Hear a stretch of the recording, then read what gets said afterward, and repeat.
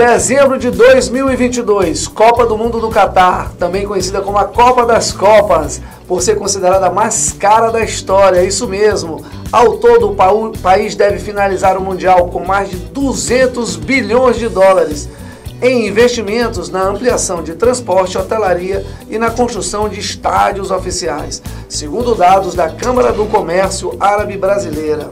Senhores e senhoras, com o coração batendo forte e a cabeça tranquila, estamos começando o nosso podcast do Grupo Selma. Sejam bem-vindos aí, professores, professor Fabiano, professor Gilberto e meu querido aluno, egresso da Universidade Fabrício. É isso mesmo? É isso mesmo. Pessoal, hoje a gente vai falar, o tema do nosso podcast é o seguinte: a estreia do Brasil na Copa do Mundo. Eu tenho certeza que vocês estavam lá, juntamente com o planeta inteiro, assistindo aí. O Brasil, que é um time super favorito, não é isso? Na Copa. E eu quero saber dos senhores o que os senhores acharam. A gente vai conversar, a gente vai ver vídeos. E é isso. O nosso podcast é isso: é entretenimento, é cultura, é lazer, trazendo o que acontece no planeta para dentro da academia, para dentro da universidade. Essa é a nossa ideia. Então, pessoal, nós vamos começar o nosso podcast com uma provocação aqui, né? O que foi essa estreia aí? Como é que foi essa estreia? Vamos começar relembrando os momentos icônicos, né? Sim. E aí vai do gol do Richarlison, vai aí torce do Neymar, enfim, tudo que marcou essa estreia brilhante do Brasil na Copa do Mundo, que fez a gente vibrar, né? Porque foi realmente um jogo super emocionante. Então, pessoal, a gente vai assistir aqui agora como é que foi aí o gol do Richarlison para a gente comentar. Isso. Olha lá, o que é isso, rapaz? Um gol de voleio que saiu na hora, falaram bicicleta, né? Então, muita gente ficou ali naquele negócio, será que foi bicicleta? E, na verdade, a bicicleta é diferente, né? Sim. É de costa mesmo pro chão e ele bateu de lado, né? É voleio e tal. E aí, pessoal, vamos lá, vamos começar? Professor Fabiano, o que o senhor achou desse gol aí? Qual a sua visão aí dessa... Boa tarde a todos, né? Então, em relação ao gol, que você percebe claramente é que é um gol de uma plástica fantástica, né? Algo que digno, né? De um futebol pentacampeão, de um futebol que tem, pela sua essência, uma característica muito dinâmica, né, de reverências, de dribles, né, de finalizações. E assim, como todo brasileiro, a gente não poderia deixar de ficar entusiasmado, né, com a plasticidade do gol, com a capacidade de improviso, de leitura, de noção espaço-temporal. Nós estamos aqui diante do nosso amigo Fabrício, né, e o quanto que o atleta, em um espaço tão curto, né, ele consegue ser tão assertivo na sua tomada de decisão. Então, assim, é um gol que dá prazer, né? Que você tem vontade de ver, rever, e de mostrar aí para muitas gerações futuras. Sim. E um gol que de fato, eu acho que consolida a nossa vitória, porque até então você tinha ali um placar magro, né, de 1-0, mesmo o Brasil com muito ímpeto, né? O Brasil com muito mais volume de jogo, o Brasil muito mais presente no ataque, contra uma equipe sérvia muito defensiva, que se propõe na retranca, né? E você tem ali uma consolidação e de um atleta que de fato tem crescido, né, ao longo desses últimos ciclos aí da seleção, um atleta que está bem posicionado hoje na Europa e que nos dá essa alegria e nos dá uma esperança, como todo brasileiro, de uma conquista aí do que vai vir pela frente, né? Professor Gilberto, psicologicamente, eu sabia que ia chegar esse momento. O que esse gol representou para a Sérvia? Primeiro para a Sérvia, porque foi um impacto, né? Talvez, que foi o segundo gol do Brasil, né? Eu costumo falar que quando eu nunca fui tão fã de futebol, eu curto muito assistir os jogos e entender as estratégias que tem por detrás desse confronto coletivo que há entre uma seleção e outra, não só no futebol, mas também em outras práticas desportivas. E eu estava comentando com o pessoal lá de casa, quando a gente estava assistindo, porque nesse momento todo mundo é um pouquinho de técnico, né? Todo mundo entende um pouquinho de o que está acontecendo. São 200 milhões de técnicos, né? Tem uma coisa interessante que eu acredito que do lado de cá, da tela para dentro, né? Nós estávamos com um grito que já estava guardado há muito tempo. O brasileiro estava ali numa expectativa enorme.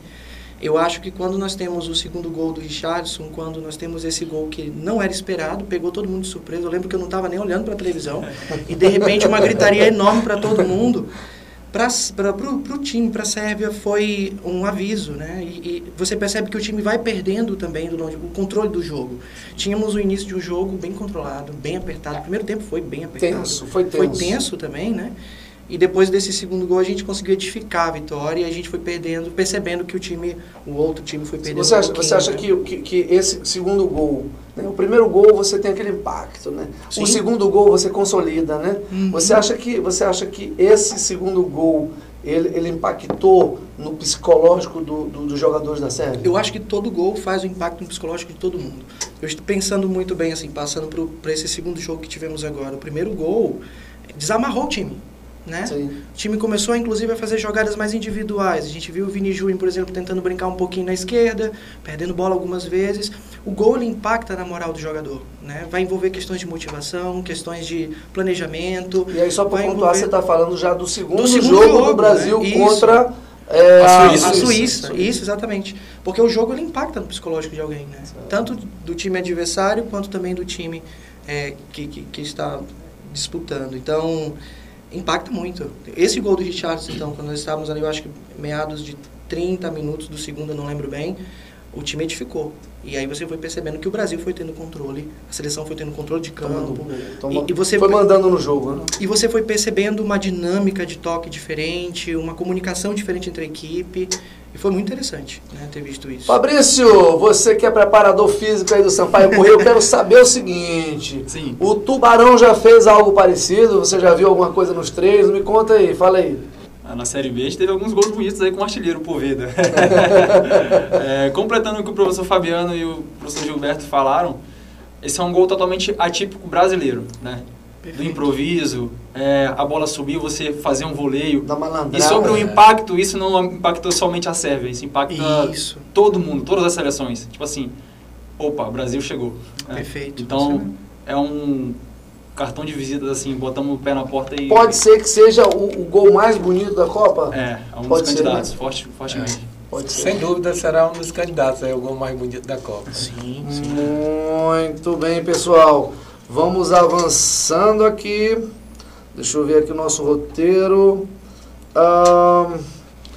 Professor Fabiano, os alunos de Educação Física do Selma, eles passam por uma preparação, como passou a seleção para ir para uma Copa, assim, tem esses treinos, tem aquela coisa toda do técnico estar ali em cima, botando pressão, ou isso aí ele vai aprender só na teoria, não tem a prática? Me conte aí. Eu diria que os alunos do curso de Educação Física da Universidade de Selma, os alunos que optam pela habilitação de ser um profissional de educação física, eles passam na verdade, por uma verdadeira maratona, uma verdadeira preparação, né? Se nós pensarmos que você tem um ciclo aí de 4 anos, né, para você concluir um curso, né, sem dúvida essa é uma grande preparação, guardada as devidas proporções, né, em relação à preparação de um ciclo, também para uma Copa do Mundo que se dá em 4 anos. É bem verdade que no entorno desta preparação, né, desses futuros profissionais de educação física, na Universidade de Selma, nós temos a cultura de preparar o aluno, né, que será o futuro profissional, não só na perspectiva de conteúdos teóricos, mas na aplicação prática desses conteúdos teóricos que são absorvidos, porque no final das contas, né, nós que seremos aí, que estamos formando futuros profissionais, nós iremos prepará-los para ingressar no mercado de trabalho. Sim. E esse profissional ele precisará ter conteúdo teórico e prático para a sua rotina de atividades profissionais, seja no contexto educacional da escola, seja no contexto do clube, né? O professor Fabrício, que é um egresso da nossa instituição, hoje é um preparador físico de futebol, né?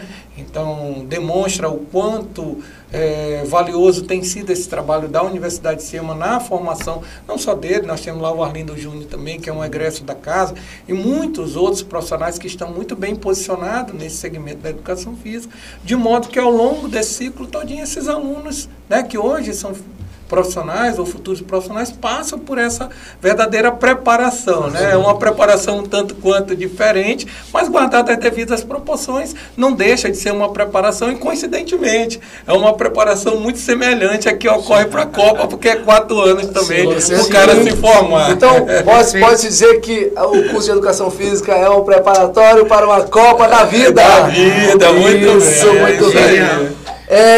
Fabrício, já que ele tocou no seu nome, eu quero saber o seguinte, como é que é a preparação física dos jogadores do Sampaio Corrêa? Me conta pra gente aí. Hoje, né, incluindo as categorias de base, né, onde eu estou envolvido, inserido, a gente tem toda uma preparação de acordo com nossa programação de competições durante a temporada, né? Então, a gente visa uma competição, a gente tem esse tempo de preparação, então, a partir disso, a gente começa a se programar, né? Nos preparar. Não temos o tempo de 4 anos, como é uma Copa, mas a gente tem, por exemplo, a gente vai para a Copa São Paulo, que é em janeiro. Estamos aí nos preparando, a gente teve um prazo de 13 semanas, já estamos entrando na 7ª semana. Então, a gente está com uma perspectiva boa, né, de fazer uma boa competição. E, além da preparação física, existem outros fatores externos, né? Então, isso tudo envolve para que o atleta tenha sucesso. A pergunta de milhões para você, continuar com você aqui, já que a bola está com ele, vamos tirar dele. A pergunta de milhões é o seguinte, a Universidade de Selma abriu essa porta para você no Sampaio Corrêa? Foi muito fácil fazer esse gol? Muito fácil não, mas com certeza o Selma, né, a Universidade de Selma contribuiu muito, né, para a minha formação, para o profissional que eu sou hoje, né, aprendi, o professor Fabiano foi um dos meus professores aqui, tenho muito orgulho. Ele era bom aluno, professor? Bom aluno. Não é à toa que está fazendo um trabalho belíssimo aí à frente de Sampaio. E o Selma com certeza abriu as portas, né, de me tornar uma pessoa melhor, me tornar um profissional melhor, então sou eternamente grato. Professor Gilberto, eu quero saber se o curso de psicologia também prepara os alunos para a Copa da Vida. Sim. Em relação tanto a essa atuação, que ela precisa ser feita, perfeito, como o professor comentou, da teoria para a técnica fora da universidade, de preparar esse caminho, de dar essa abertura, a psicologia também, inclusive da nossa coordenação de psicologia, nossa grade de professores, a gente também vem preparando alunos para lidar com a psicologia dentro do cenário do esporte, né? Que é uma área que vem ganhando bastante visibilidade, por entender que o sujeito que ele bota a bola no pé, ele vai andar pelo campo, ele também tem algumas questões emocionais que o afetam, questões que envolvem para além do seu corpo, comportamento, de como que o envolvimento com a torcida pode causar tudo isso. Então, aqui nós temos, sim, temos professores na área que conseguem falar sobre o tema, falar sobre a psicologia do esporte de uma maneira mais aprofundada, e o curso ele prepara. Eu acho que, além de preparar o profissional para trabalhar com as demandas sociais, com a demanda do esporte, trabalhar o sujeito também para ser humano, além de tudo. Isso é importante, né? Então, eu falo isso assim com a experiência que eu tenho, com a docência, com os alunos que a gente vem preparando. Tem muita coisa boa vindo por aí. Porque não é fácil a gente também jogar o jogo da vida, né? Não é. Todo tempo nós temos quartas de finais, nas oitavas. Dá um empate, tem pênalti. Faltas. Tem várias contusões. É verdade. É um processo, a vida é um processo que é doloroso, né? Viver pesa. A gente tem que ter certeza disso. E engraçado que, assim, eu não sei se me corrija aí se eu estou falando uma bobagem, mas me parece assim, eu que sou da geração dos anos 80, né? Vou revelar a minha idade aqui, eu fiz 52 anos, eu vejo meus filhos, essa geração que é XYZ, né? Eu vejo uma fragilidade grande neles, né? Coisa que a gente não tinha na nossa época, porque a gente também não ficava só dentro de casa, a gente não tinha celular, a gente ia pra rua, nossa brincadeira, eu lembro que era subir montanha e daí escorregar, Era jogar bola com bolas improvisadas, muitas das vezes até de meia, entendeu? Sim. Então, assim, a gente não teve essas facilidades todas, né? Para estudar, a gente tinha que ir para a biblioteca, pesquisar o trabalho, tinha que pegar livro velho, recortar e colar. Então, assim, a gente foi uma geração que talvez tenha sabido aproveitar mais a vida, né? Porque a gente não teve tanta facilidade. Como é hoje, está tudo na palma da mão, está tudo no celular, né? Hoje você quer fazer qualquer pesquisa, você perdeu uma aula, você vai na internet, você olha essa aula lá de graça, assiste e não tira nota boa na prova se não quiser, não é isso, professor? Para escrever a carta para a namorada, tinha que demorar alguns dias para ela chegar, se ela morasse fora, né? Para ter um impacto. Hoje em dia está tudo muito artificializado. E era interessante o seguinte, quando era no Jogo do Amor, você entrou numa seara muito legal. Na Copa da Vida, aí no Jogo do Amor, as pessoas, para ganhar pelo menos o primeiro tempo, tinha que conquistar. Tinha que ouvir uma música lenta, dançar ali e conquistar. Hoje, com 3 WhatsApp, o cara tá beijando. Então, pô, sabe? A coisa avançou, evoluiu muito, né?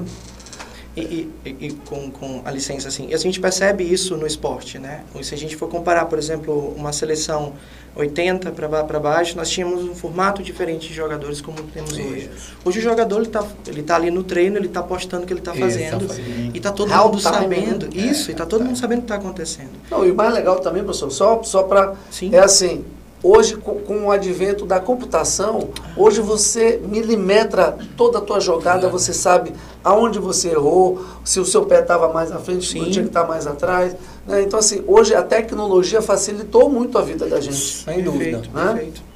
Isso é bom. Da mesma forma, e aí eu queria só completar, que da mesma forma que essa tecnologia, ela oportuniza a nós profissionais, aos próprios atletas, a gente, né, ter um monitoramento diário de uma série de parâmetros que tem impacto direto na performance do atleta, ela, em alguns momentos, se nós pensarmos do ponto de vista do desenvolvimento da criança, do aspecto motor, ela tem comprometido deveramente essa condição, né? Se você pega hoje, e aí você muito bem colocou, uma criança e um adolescente da década de 80, né, e ao você fazer uma relação com uma criança do século XXI, no mundo contemporâneo, que não teve acesso e oportunidade a correr na rua, a jogar uma bola na rua, a subir e descer um pé de árvore, a subir e descer um muro, você vê que essas destrezas, você vê que essas destrezas ficaram comprometidas assim de forma tão importante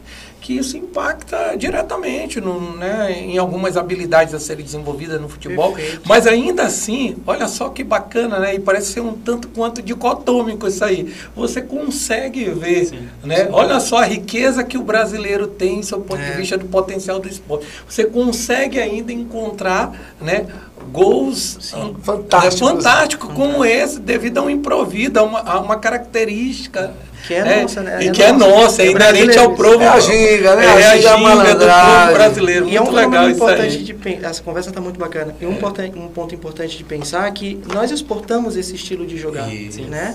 Por isso que os jogadores brasileiros estão fazendo sucesso lá na Europa, né? Europa, Japão, você lembra do Zico lá que mandou no Japão uma vida.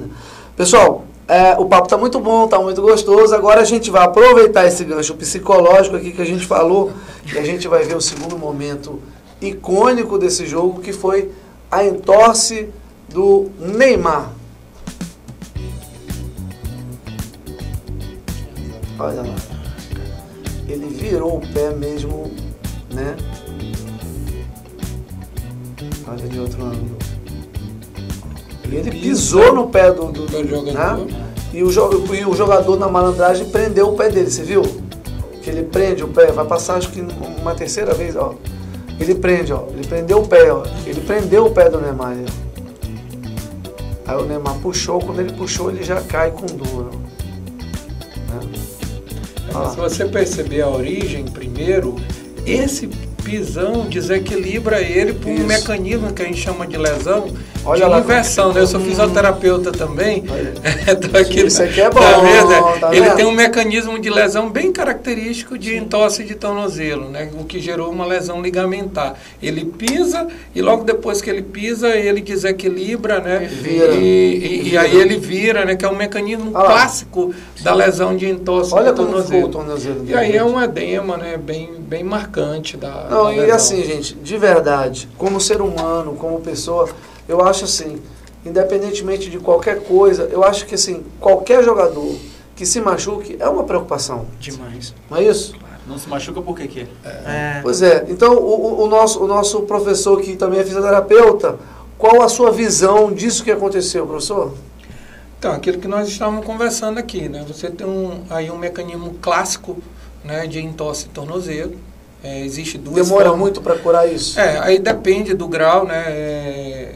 O grau de lesão do Neymar foi um grau 2 aproximadamente. É uma lesão típica aí, média de 2, 3 semanas para você retornar.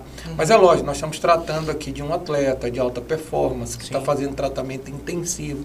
Mas sendo otimista, né, não queria aqui nesse momento desanimar ninguém, né, para que o Neymar possa jogar na plenitude, né, da sua forma. Eu diria que lá para as quartas, semifinais, ele talvez esteja numa condição melhor, porque você tem que pensar, para além da cicatrização da lesão, nós estamos diante aqui de um preparador físico. Exatamente. Depois que esse cara cicatriza a lesão, ele tem que fazer toda a parte que a gente chama de transição, né, que é a parte de recondicionamento, ganhar confiança, né, de campo, com a preparação física. Então não é tão simples assim, né? A lesão do Danilo é até bem menor, mais tranquila, sob o ponto de vista de retorno, né?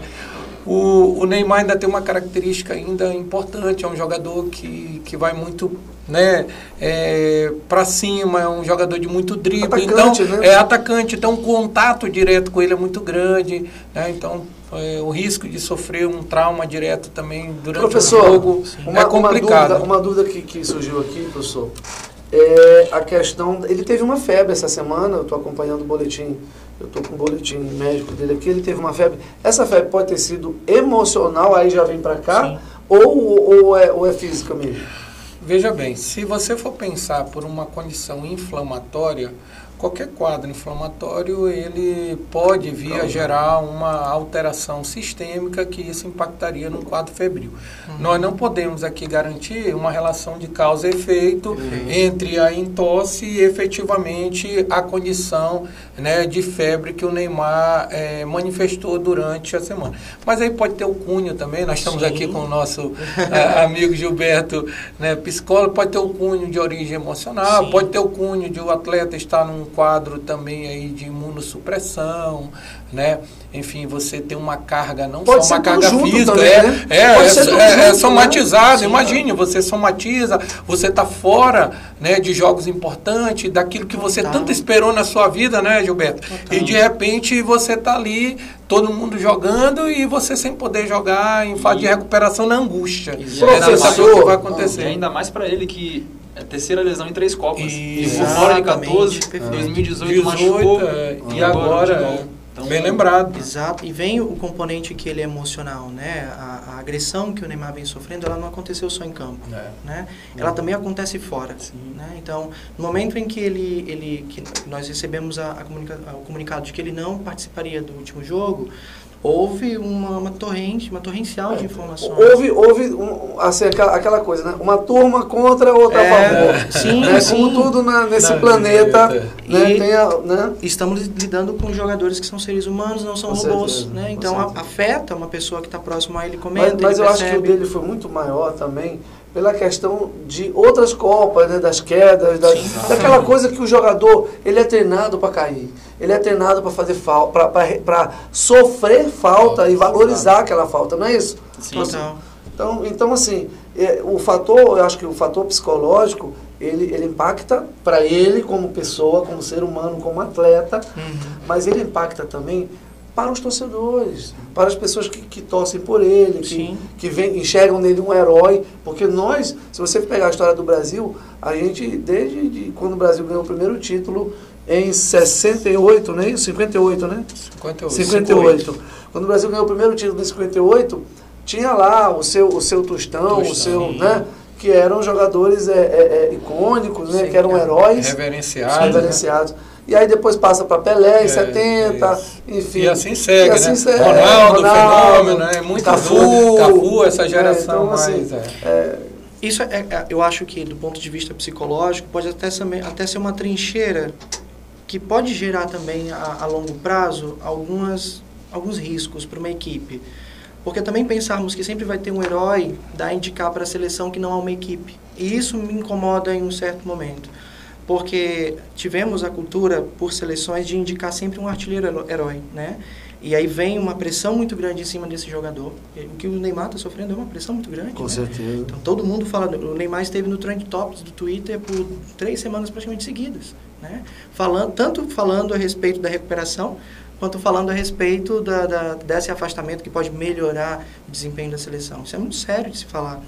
Então, nós ainda temos esse costume, quando estamos torcendo, e o torcedor é o melhor técnico, ele sempre falando todo tempo de tudo, e fala de tudo, de todos, mas a gente ainda sempre fica elegendo aquele artilheiro.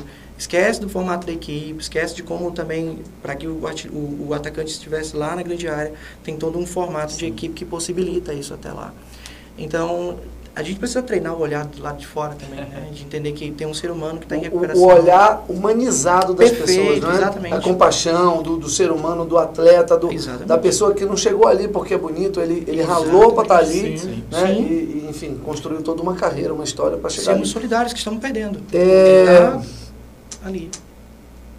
Meu amigo Fabrício, nos treinos do Sampaio Corrêa, isso pode acontecer. E quando acontece, como é que é tratado isso aí? Me conta. Sim, acontece com frequência, né? São lances ali que a gente não espera, né? São ações corriqueiras. Exato, né? Mas de imediato a gente faz os procedimentos, já indica já para fisioterapia, né? E como o professor Fabiano explicou bem, a fisioterapia é que cuida desse primeiro momento, faz todo o tratamento, e aí depois, mais na frente desse atleta recuperado, a gente faz essa transição, que é para readaptá-lo de novo, para transferir para o jogo, reabilitação, e aí sim começar de novo, né? O atleta perde né, que costuma falar, volta algumas casinhas, né, no seu nível preparatório, mas isso é normal, infelizmente, mas é normal. Sim. Professor Fabiano, na Universidade de Selma, nos treinos também isso acontece. Como é que a universidade trata? Nós temos aqui profissionais para cuidar dessa parte. Me conta aí. Na verdade, dentro do curso, né, nós temos trabalhado ao longo do tempo alguns cursos de primeiros socorros, tendo em vista que os acidentes, né, dentro de uma aula prática ou até mesmo dentro de uma pelada entre os alunos, eles podem vir a ocorrer, né? Eu diria que nós somos agraciados aqui, enquanto instituição, por termos aí diversos cursos da área da saúde, dentre eles o curso de fisioterapia, né, que também tem contribuído ao longo do tempo com isso. A nossa clínica escola hoje é uma clínica escola de referência, né, multiprofissional, que atende às demandas da sociedade de maneira geral e atende também às nossas demandas internas, né, dos nossos alunos. Então tem sido bem legal essa dinâmica, né, essa condição aí, mas entendo que a universidade ela tem um papel e uma responsabilidade social importante, né, na medida em que ela dispõe de uma infraestrutura como nós temos, assim, fantástica, né, de uma clínica escola ampla, com todos os recursos necessários para fazer uma boa reabilitação, né, e que atende aí uma demanda da sociedade, né, e como falei anteriormente, atende também as nossas demandas do dia a dia. E lá no curso a gente tem trabalhado, né, nós temos dentro da própria construção da matriz curricular do curso de primeiros socorros, né? Nós temos dentro dos nossos eventos palestras que remetem a essa condição, porque isso é uma condição inerente ao profissional de educação física, quem lida diretamente com o esporte. Como o professor Fabrício falou, né, você está jogando uma pelada, você pode machucar, você pode pisar em falso, você pode ter uma entorse de joelho, você andando na rua grande, você pode sofrer. E eu diria até que nós deveríamos pensar, né, nessa perspectiva dos primeiros socorros como uma política pública. Perfeito. Né? Bacana Por quê? isso, Porque hein? você tem que Bacana pensar que em qualquer lugar da Pode vida, acontecer isso alguma pode coisa, acontecer, né? desde uma parada de ônibus ali, verdade. de um evento tá lá, um indivíduo está atravessando esperando uma o rua, ônibus, né? atravessando uma rua, né? Perfeito. E esses primeiros socorros, como bem colocou o Fabrício, eles são fundamentais para reverter ou não uma condição de agravo Fica dessa a dica doença. aí, pessoal, para as autoridades, né, para os nossos deputados, os nossos vereadores. Não dá esse spoiler também. Tratar desse assunto aí como política pública. O esporte é política pública. Tô né? brincando, Sim, tô brincando, né? Mas brincadeira à parte, eu vou citar um exemplo aqui do Neymar, né? Sim. Certamente, se ele não tivesse esse auxílio logo pós-lesão, Sim. de fazer o uso ali do gelo, de fazer o que a gente chama de elevação, compressão, né? Para diminuir esse quadro de edema, certamente esse prognóstico aí de 2, 3 semanas vai para 4, vai para 5. Aumenta, né? Ele vai aumentando. Então, esses primeiros socorros, eles são fundamentais em quaisquer situações adversas de saúde, para inclusive reverter a morte, né? Uma condição súbita. Imagine um indivíduo que teve um evento súbito cardíaco e você utilizar ali uma massagem cardíaca, você pode reverter ali, Com certeza. né? E ganhar uma Professor, vida com aquela conduta. Professor Gilberto, como é que a psicologia do esporte trata essas questões aí que abalam o emocional, né, dos jogadores, do atleta? Vamos falar do atleta. Em geral, estamos falando do Neymar, mas certamente na delegação do Brasil deve haver psicólogos. Sim, né? sim. Como é que a psicologia trata esse... O trabalho ele é feito num processo de mapeamento mesmo. A gente compreende que na psicologia, tanto do esporte, na psicologia como profissão, nós trabalhamos com o sofrimento do sujeito. As né? dores, né? As dores, o sofrimento, o emocional. E perceber que o sujeito está em coletivo, está em time. E perceber a sensação de estar em campo, isso afeta muito no equilíbrio e na motivação e na forma de lidar com o jogo ou com a competição. Então, o psicólogo ele não vai trabalhar, ele vai trabalhar, com, por exemplo, com o Neymar, nessa saída dele, né? Nesse luto. Passa por um luto. Sim. Eu estou com uma expectativa muito grande de estar na Copa, de ser um Mostrar jogador. trabalho, né? Exato. E, de repente, isso é arrancado de mim, né? Ele perdeu esse vínculo, né? Então, o psicólogo ele precisa estar ali naquele momento. O psicólogo, a psicóloga, de ouvir o sofrimento, amparar, ouvir, acolher. E a fazer um trabalho também que é de prevenção, né? De como, por exemplo, um psicólogo não vai entrar em campo no meio de uma decisão e assim, vamos rapidinho sentar para conversar. Sim. Ele vai precisar preparar que o time precisa se acolher, né? E nós percebemos isso brilhantemente. Não sei se a gente conseguiu, vocês acompanharam juntos, mas a coletiva de imprensa de todos os jogadores, a imprensa metralhando os jogadores na defesa. Sim. Nós estamos apoiando, estamos com ele. Isso causa, né, dá uma sensação de segurança. O time estando seguro é porque na retaguarda tivemos um profissional que o acolheu. E isso parte também de uma equipe multidisciplinar, não só do psicólogo, do preparador que observou, do educador, do médico, né, do fisioterapeuta, do psicólogo, para entender que a equipe fora de campo, ela precisa entender de como ela foi acompanhada antes disso, né? Segurar esse processo, entender essa intervenção. Então, a psicologia do esporte, ela trabalha nesse processo preventivo, né? Vamos sentar, vamos trabalhar em grupo, vamos falar sobre algumas questões e vai trabalhar também num processo desse pós-crise. Né? Pessoal, o papo tá bom, tá gostoso, mas a gente vai fazer um breve intervalo, vamos chamar o comercial, que é o nosso vídeo institucional do Selma, para os nossos espectadores conhecer a nossa universidade. Roda aí! Em abril de 1990, ousamos propor novas oportunidades. Nosso pioneirismo, aliado ao sonho de transformar vidas, nos possibilitou conquistar espaços e desenvolver educação de altíssima qualidade. De faculdade, conquistamos o patamar de centro universitário e em 2012 fomos além. Nos tornamos a primeira universidade particular do Maranhão. Há 32 anos investimos no crescimento e na expansão, ultrapassando fronteiras. Com renomada equipe de professores, disponibilizamos Ofertamos mais de 30 cursos de graduação, além de incentivar a pesquisa e a produção científica, ofertando cursos de especialização, programas de mestrado e doutorado. Ao longo dessa trajetória, valorizamos a nossa tradição, mantendo uma perspectiva inovadora. Nossa moderna infraestrutura é composta por laboratórios, salas de metodologias ativas e bibliotecas com vasto acervo físico e virtual. As empresas juniores e clínicas escola proporcionam aos nossos alunos a vivência prática necessária. Nos tornamos um dos pilares da educação maranhense, recebendo o reconhecimento de personalidades do cenário nacional. São 32 anos de trabalho e dedicação constante para proporcionarmos ao maior número de pessoas uma formação de qualidade e excelência, pautada no desenvolvimento profissional. Essa é e sempre será a nossa grande missão. Universidade Selma, há 32 anos, construindo futuros e valorizando conquistas. E é isso aí, pessoal. Estamos voltando aqui com o nosso primeiro podcast do Grupo Selma. Isso mesmo, primeiro podcast do Grupo Selma e já está um sucesso, não é mesmo, pessoal? Bom, agora a gente vai continuar aqui o nosso podcast falando da empolgação do torcedor brasileiro lá em Doha, né? Lá no Catar, lá em Lusail, porque, na verdade, foi algo cinematográfico. O Brasil, ele dá show em todo lugar. Todas as Copas, ele dá show. Ele dá show aqui. São Luís do Maranhão, Avenida Litorânea lotada, os bares lotados, os shoppings lotados, a casa das pessoas lotada. Então, assim, na verdade, essa estreia do Brasil foi realmente bem emocionante. E a gente vai acompanhar agora como é que foi a ida dos jogadores para o estádio. Roda aí.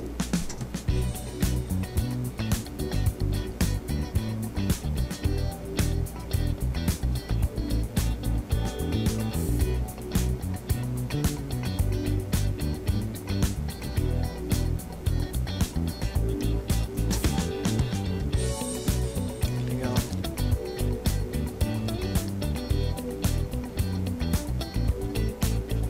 Todo mundo filmando, todo mundo registrando. A energia do brasileiro, a alegria do brasileiro. Deve ser de arrepiar. Contagiante. Contagiante. Isso foi antes da vitória, tá? Isso foi os jogadores indo para o estádio.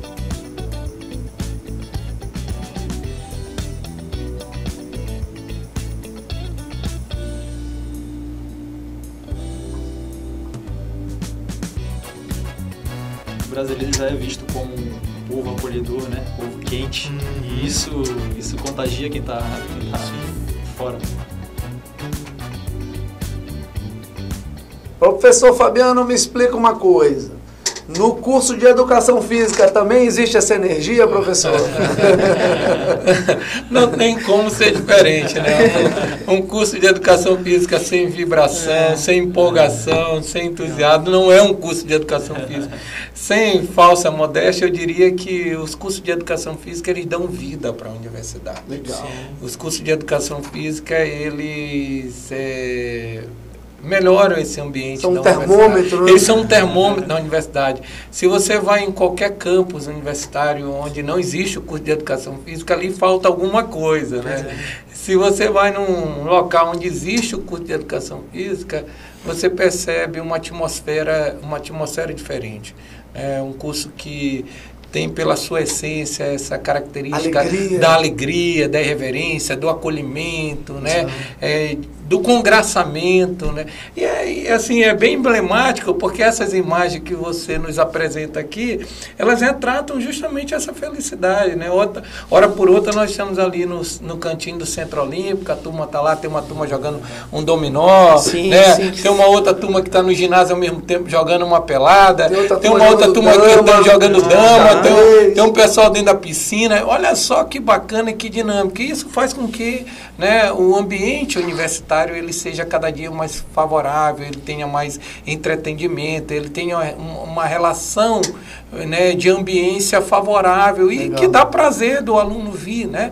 Então é bem legal. Eu tenho assim, orgulho, né, de viver essa dinâmica. Eu fui um aluno de uma instituição pública, né, mas me graduei em fisioterapia, sou egresso dessa universidade aqui também, e eu vejo que aonde a gente vai, seja na pública, na particular, né, o curso de educação física ele tem essa característica ímpar, que é da alegria, que é justamente de gerar, né, algo muito positivo nas pessoas. Fabrício, a torcida do Sampaio Corrêa tem essa energia também? Tem. Como é que é os jogos do Sampaio Corrêa? Me conta, os treinos, tem essa garra, essa coisa de vibrar, Tem. É uma torcida apaixonante, né, do Sampaio. Torcida que apoia quando precisa apoiar, cobra quando precisa cobrar, isso é normal. Sim. Né? E isso para um atleta, para um jogador, é fantástico, né? Você vai a caminho do jogo, no estádio, isso como um fator externo motiva muito o incentiva, atleta. Né? Exato. Você entrar no estádio e ver que a sua torcida está cantando a seu favor é maravilhoso isso. E é um incentivo a mais. Eu uma vez fui para Santos para assistir um jogo do Santos e Grêmio. O Santos ganhou do Grêmio e, assim, é interessante que foi na Vila Belmiro. Sim. O estádio do Santos. Então, assim, cara, a energia da torcida do Peixe, meu amigo, até eu falo arrepia aqui. Cara, as pessoas com aqueles tambores, aquelas coisas gritando, e aquela baleia lá, aquele mascotezinho, que vocês têm o tubarão aqui no caso, né? Então, assim, bem legal. Cara, essa energia, eu acho que, assim, vendo os outros jogos aí, a gente vê a torcida legal, torcendo, mas não tem essa energia que o brasileiro tem, né? Não é isso, professor? Exatamente. E a gente consegue até observar em algumas gravações, em algumas conferências que o pessoal publica, existem pessoas de outros países que torcem para o Brasil. Né? Sim. Eu vi o próprio ator que fez o Super-Homem com a camisa do Brasil. Exatamente. Né? É bem legal. E aí a filha da Shakira, o filho da Shakira com a camisa do Brasil. Sim. E você vê várias celebridades, vários artistas mundiais torcendo pelo Brasil. Então, isso é a coisa mais linda, cara. Saiu uma imagem bem interessante que remete a isso que o professor Gilberto está falando, foi no Haiti. Um jogo do Brasil e a cidade, o país, na verdade, praticamente parou. Né? Quem parou foi o Líbano. O parou para assistir o jogo do Brasil, os caras vibrando intensamente com o gol do Brasil. Né? É incrível como o Brasil, né, enquanto nação, enquanto país, consegue contagiar outros povos. Nós temos aqui uma grande colônia libanesa e, assim, logo após o jogo do Brasil, a internet assim, viralizou um vídeo dos libaneses assim, fazendo carreata, buzinaço, pela vitória do Brasil. Então, cara, isso não tem preço, cara. Não tem preço. Isso não tem preço. Agora, uma outra coisa rapidinho, do Sampaio Corrêa, eu lembro que o Samuel Rosa do Skank, ele faz coleção de camisas de jogos, né? E ele deu uma entrevista dizendo que a camisa de time mais bonita para ele é a do Sampaio Corrêa. Foi uma camisa muito elogiada quando saiu, né? É uma camisa assim que realmente houve muito elogio, realmente é muito bonita. Tanto a última que fizeram em homenagem aos Lençóis Maranhenses também é muito linda. Remete à Jamaica também? Jamaica brasileira, aquelas cores verde, amarelo, vermelho, sim. Preto. É isso mesmo. É um manto sagrado tricolor. Professor Gilberto, me diz uma coisa. Vamos lá. Como que a psicologia vê esses excessos de alegria, essa torcida gritando, vibrando? Eu vi um vídeo no jogo que tem um cidadão com uma peruca que ele abre uma boca de um tamanho tão grande que eu pensei assim, rapaz, esse cara é um ET, não é possível. Ele faz assim uma cara assim, cara, uma alegria. E depois que ele faz essa cara assim, ele chora, bota a mão na cara assim, chora. Toca muita gente, né?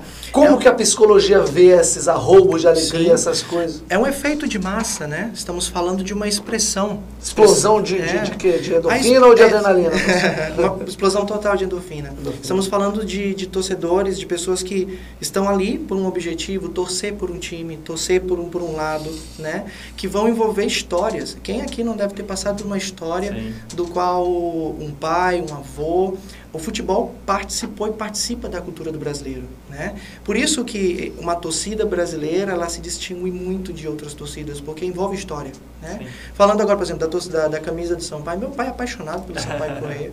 Meu pai, quando o Sampaio Corrêa ganha, ele passa uma semana trocando de camisa Então, amigo meu que é médico, Sampaio, que também, o cara... Não tira de jeito nenhum. É paixão, é uma forma de se expressar daquilo que admira, né? Porque a cultura do futebol... Ela fez parte da nossa estrutura, da nossa construção, né?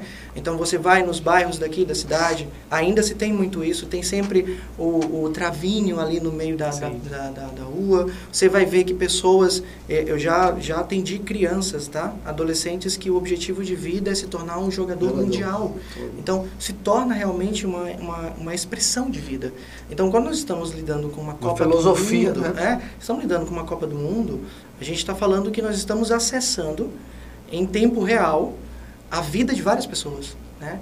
Então, mesmo quem não gosta de futebol, mesmo que não tenha atração pelo esporte, entra em total contágio, fica impactado com isso. Sim. Mesmo aquele sujeito que está de lado, o jogo está acontecendo, quando todo mundo vibra, se arrepia também. Sim. Porque é um processo de massa. Você passa de noite nas praias aqui de São Luís, no caso a gente está fazendo esse podcast em São Luís do Maranhão, que tem um litoral fantástico, você passa de noite nas praias, o que mais você vê são grupos e grupos enormes de jogadores ali todo dia jogando, aquela coisa toda. E foi o esporte assim que mais a gente viu durante a pandemia, né? Quando foi possível que as pessoas saíssem nas ruas, foi assim, você via as praias lotadas, o povo jogando futebol e, né?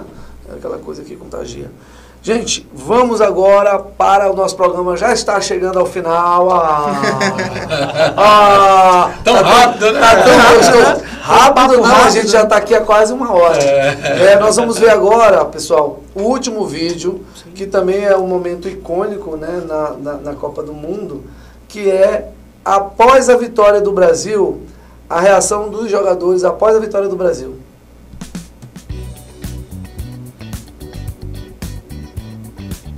E você tem misturado, né, brasileiro, argentino, principalmente o povo da América do Sul, de maneira geral, que é bagunceiro, que faz nada. Como que, né, essa turma está administrando essa situação toda? Olha, gente, olha isso aí. Olha que coisa de maluco. E todo mundo filmando, ó, você vê que tá todo mundo filmando, todo mundo registrando, ninguém quer perder. Aí tem um grito de guerra, certamente. Com certeza tem um grito de guerra. Inclusive os atletas absorveram isso, eles fazem isso após os jogos, eles cantam junto com as torcidas. Exatamente. Legal, eles cantam junto. Aí que eu não sabia. Pessoal, vamos falar agora sobre as curiosidades dessa Copa do Catar, é uma coisa que é importante a gente falar. E antes disso, relembrando aqui que o Brasil está lutando pelo Hexa, não é isso? É a única seleção do mundo que tem 5 títulos, não é isso? 1958, 1962, 1970, ano que eu nasci, 1994 e 2002. Em segundo lugar está a Alemanha, que é com 4 títulos, 1954, 1974, 1990 e 2014. Em terceiro lugar está a Itália, 1934, 1938, 1982 e 2006. Pessoal, a Copa do Catar, ela é incrível, cara. Porque, gente, o Catar, a gente pensa assim, o Catar só tem 3 milhões de habitantes. Você sabe que o Catar é a população do Distrito Federal, cara. É o Catar. Agora vai ver o PIB do Catar. Vai ver o PIB do Catar. Então, assim, é o primeiro mundial com mais jogadores por seleção, gente. As seleções podem convocar 23 jogadores, incluindo os goleiros. Esse ano, nessa edição, subiu para 26, né? Só que não de forma obrigatória, mas aumentou. O último mundial com 32 seleções. Este é o último mundial com 32 seleções. A partir de 2026, vão ser 48 seleções que vão participar. Quer dizer, um aumento aí considerável. Não é? Uma outra coisa importante que a gente comente aqui, a maior premiação da história, pessoal. 42 milhões de dólares para o primeiro colocado, 30 milhões de dólares para o segundo e 27 milhões para o terceiro. Lembrando que ninguém vai sair sem dinheiro. Veja bem, os times eliminados na fase de grupos, receberão 9 milhões de dólares cada um. Olha que lindo. Não é? A gente preferiu ser professor e ser funcionário do seu, mano. De preferência. É muito melhor. É verdade. Então, olha só, foram vendidos quase 3 milhões de ingressos, pessoal. O mais barato, R$366. E o mais caro, R$8,5 mil. R$8.500. O mais caro. E tem gente que paga. Bom, o mascote, o Laeb, usa o lenço hijab da cultura árabe. É aquele que eu falei, sim. Né? A bola se chama Al-Hila, que significa a jornada em português, e traz as cores da bandeira do Catar. O símbolo mundial, a logomarca, né? Que é legal falar isso aqui. Eu não vi ninguém falar em lugar nenhum, por isso que eu captei isso para trazer para cá, a exclusividade aqui para o nosso podcast. O símbolo, a logomarca do Mundial de 2022, ela acompanha o nome do evento em vários lugares, né, em todos os locais. As cores bordeaux e branco são emprestadas da bandeira do Catar. E o design do emblema, da logo, ao mesmo tempo é o número 8. Vocês veem que é o número 8. O símbolo do infinito. Sim. E lembra o deserto, né, as dunas, do deserto. O número 8 também é a quantidade de estádios que receberão jogos, que estão recebendo jogos. E o infinito, segundo a FIFA, representa a fusão entre, aí entra a psicologia, a tradição e a modernidade. Além disso, as curvas desse símbolo também homenageiam as dunas, foi o que eu falei, do deserto do Catar. Outra coisa legal falar, pessoal, 500 mil candidatos a voluntários, de 160 nacionalidades. Olha que legal, se inscreveram, mas só 36 mil que foram realmente, só 20 mil que foram selecionados e treinados para ajudar no Mundial, né? Como voluntários, né? Outra coisa legal, 6 profissionais pela primeira vez na história, 6 profissionais, mulheres estão entre os 36 árbitros, entre os 69 árbitros assistentes e 24 árbitros de vídeo, que é aquela do VAR, né? Primeira vez na história que o time tem arbitragem feminina. Né? Isso aí também é uma conquista aí, até para a cultura árabe, que é cheia de restrições aí com relação às mulheres. O troféu é o mesmo de 1974, né, que quando foi criado aqueles 2 personagens segurando ali o globo, né? Ele foi desenhado pelo italiano Silvio Gazzaniga, que trabalhava na empresa Bertone em Milão. Ele é o mesmo. Ele é feito de ouro 18 quilates e ele tem 36,8 centímetros de altura e pesa 6,1 quilo, segundo a FIFA. Outra coisa legal falar aqui, essa Copa, totalmente atípica em época de pandemia, era para acontecer em junho e julho, como todos os anos. Ela aconteceu agora em dezembro, já final do ano, findando 2022 com chave de ouro. E ela tem a duração de 28 dias. Ela começou no dia 21 de novembro e vai até o dia 18 de dezembro. Pessoal, eu quero saber o seguinte de vocês aqui. Considerações finais, a palavra está franqueada. Quem quer falar? As considerações finais, elas são de otimismo, né? De otimismo de uma grande Copa, de otimismo aí pelo nosso Hexa, né? Nós estamos confiantes. Eu acho que o futebol apresentado no primeiro jogo, né, ele já nos alimenta essa esperança. O segundo jogo, ainda que um jogo truncado, difícil, mas aquela suposta Neymar dependência parece que aos poucos a gente vai vencendo ela, né? É lógico que um jogador da qualidade do Neymar faz falta em qualquer equipe, e num selecionado brasileiro não seria diferente, mas eu estou muito otimista.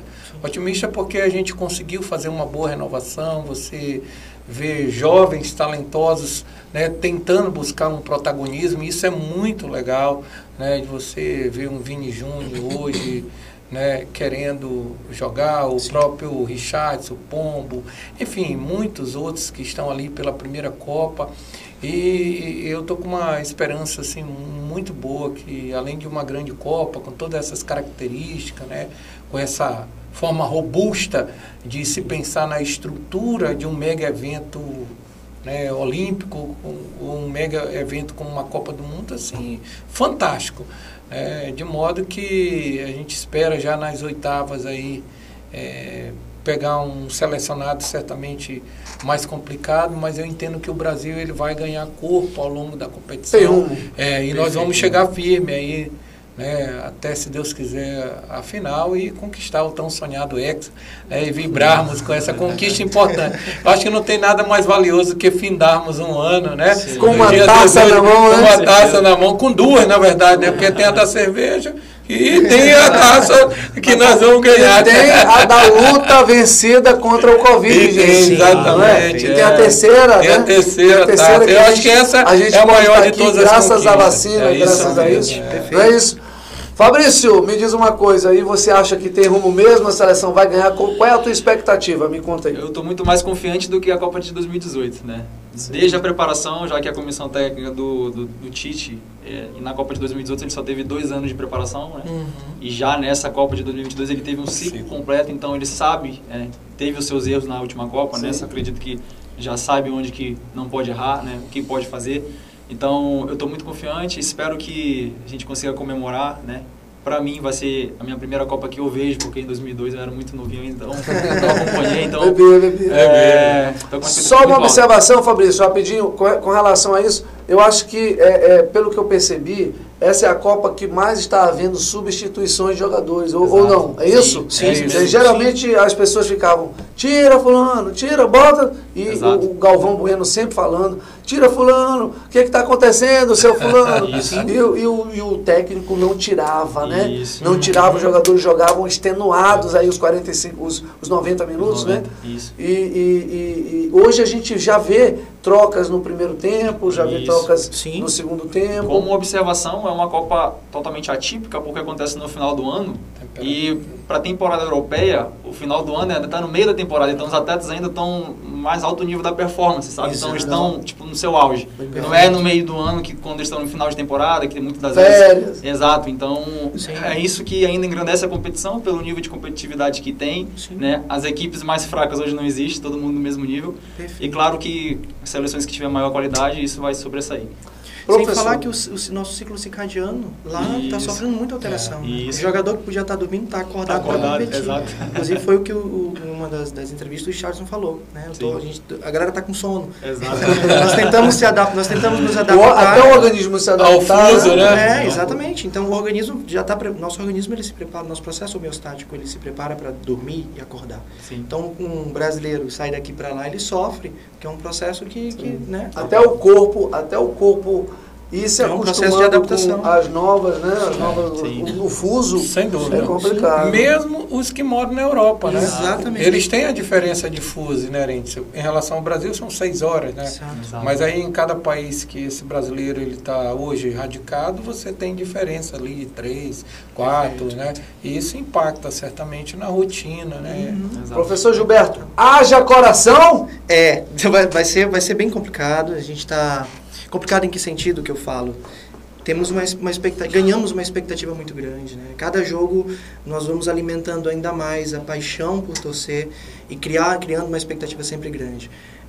Como psicólogo, profissional da saúde mental, eu não costumo orientar as pessoas a deixar de ter expectativa. Acho que a expectativa é importante para mover o time. Em tudo na vida, né? A gente cria expectativa em tudo, né? Então, não tem como eu pedir que as pessoas, torçam menos para não ter que quebrar a cara depois. Não, tem que torcer mesmo. É um momento que a gente precisa sentir, é um momento que precisamos estar presentes, com responsabilidade, é claro, e torcer para que possamos trazer o caneco para cá, né? Trazer esse o Brasil ele já deu rumo, né? Ele já deu tom, ele já mostrou que ele está preparado para vencer essa Copa. Sim. É a visão que eu tenho. E o tempo que nós tivemos, e vocês, a mesa trouxe uma coisa muito interessante.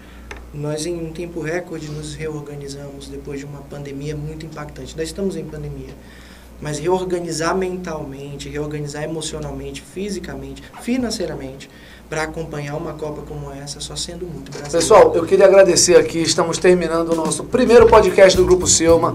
Quero agradecer ao professor Fabiano de Educação Física. foi coordenador do curso, é também fisioterapeuta, egresso da faculdade. Quero agradecer o Fabrício, preparador técnico do Sampaio Corrêa, e o nosso grande professor Gilberto do curso de Psicologia. Pessoal, nós vamos ficar por aqui, mas semana que vem tem mais. O podcast do Selma chegou com força total. Obrigado por vocês estarem aqui e até semana que vem, se Deus quiser!